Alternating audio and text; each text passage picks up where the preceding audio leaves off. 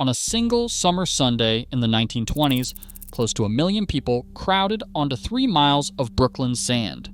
They arrived on a 5-cent subway ride from tenements and sweatshops in every class of the city. And for a few hours, Coney Island handed all of them the same beach, the same hot dogs, the same impossible rides. By reputation, it was the most famous playground on Earth. Today, it is still standing. But the version that pulled 1 million people a day and is gone. And it did not vanish on its own. Specific people made specific decisions that killed it. The most shocking of them ended with a developer you have heard of, serving champagne, hiring models, and handing out bricks so his guests could smash the grinning face that was the symbol of the whole place. We will get to who he was and why. First, we trace how the 3 great parks fell, and how one man zoned Coney Island's future out of existence. Let's start at the peak. Coney Island earned that reputation honestly, and it ran on 3 enormous amusement parks. Steeplechase opened in 1897 with a mechanical horse race that gave the park its name, an indoor pavilion of fun, and the largest ballroom in the state. Luna Park followed in 1903, lit at night by more than 1 million electric bulbs. Dreamland opened in 1904 with lagoons and imported spectacles. After the subway reached the sand in 1920, the crowds went from 100,000 on a busy day to 1 million on a summer Sunday. They called it the Nickel Empire. Nathan's was selling nickel hot dogs. The Regalmont Boardwalk opened in 1923, almost 3 miles of it. The Cyclone roared to life in 1927. This was not marketing. The city's own records describe a place drawing 2 million people on summer holidays as into the 1940s. But an empire built on wooden buildings and open flame was fragile. In 1911, a fire tore through Dreamland and gutted it in a single night. It was never rebuilt. In 1944, Luna Park burned too, and after the damage, it closed for good and was razed by 1950. And here's the part that mattered more than the flames. Each time a park burned, the land underneath it did not return to amusements. It returned to the market. Developers began to notice that an empty lot on the Brooklyn waterfront was worth more than a funhouse. 2 of the 3 great parks were now gone, and only Steeplechase, the oldest and most beloved, was left standing. It had survived every fire Coney Island could throw at it. It would not survive an engraved invitation, because fire is random, and what came next was a decision made by a man with the power to remake an entire city. His name was Robert Moses, and for decades he held more power over what got built in New York than any elected mayor.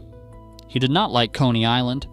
In a 1937 report, he dismissed it as overcrowded and cheap, and he set out to change what it was. In a 1938, he banned the advertising and the loudspeakers along the boardwalk. He pushed the boardwalk itself inland, which quietly starved the amusement strip of foot traffic.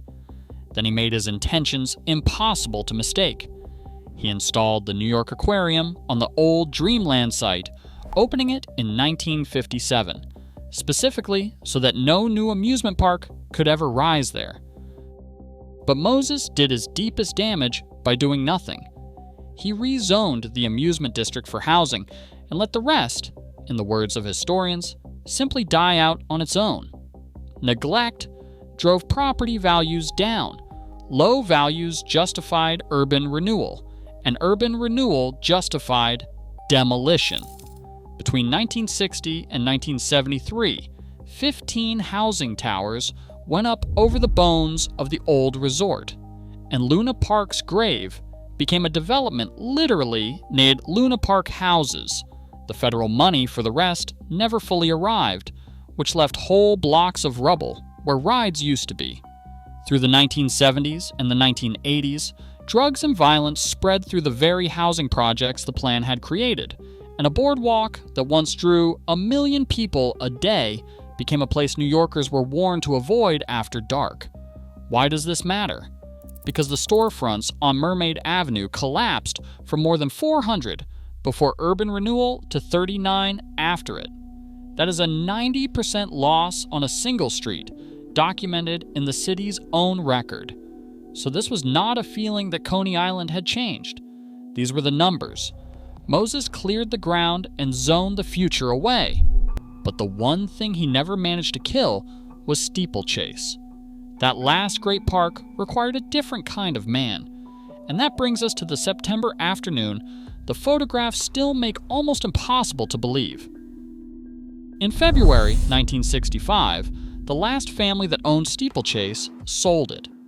Marie Tellieu, daughter of the founder, turned down offers from Nathan's and from the Astroland Park next door, and sold instead to a Brooklyn developer named Fred Trump for $2.5 million. Trump did not want a park. He wanted apartment towers on the beach, so he closed Steeplechase and waited for the city to rezone the land for housing. The city refused.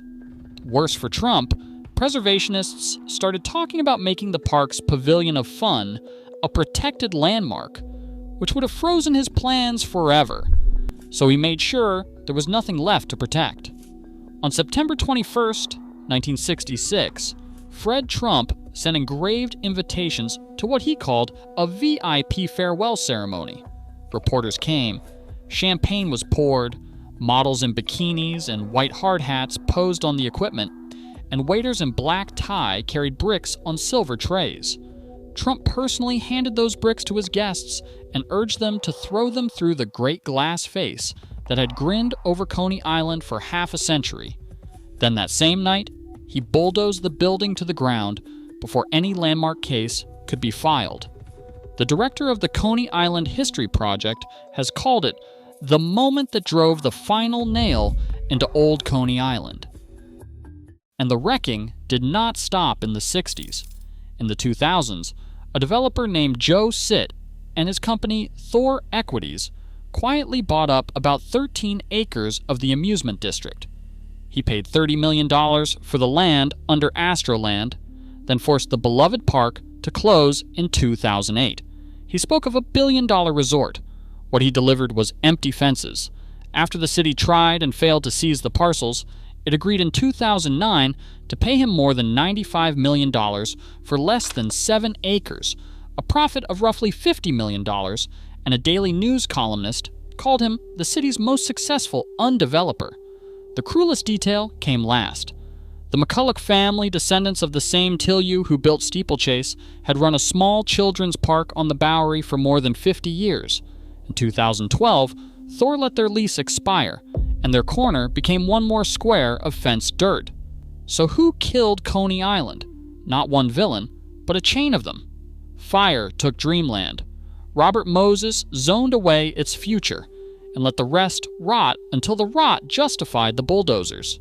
Fred Trump threw a party to smash its smile and leveled its last great park overnight. And the developers who came after sat on the wreckage and waited for a check. The pattern underneath all of it is simple.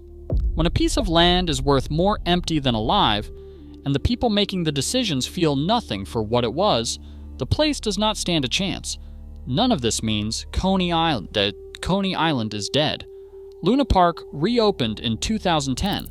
The Cyclone still runs, and around 11 million people still come for the beach every summer. But what came back is smaller, seasonal, and corporate. You can pour new concrete and bolt down new rides.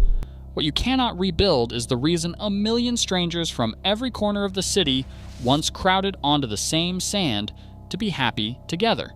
Coney Island is still open. The thing that made it the most famous playground on Earth is the part they threw a party to destroy.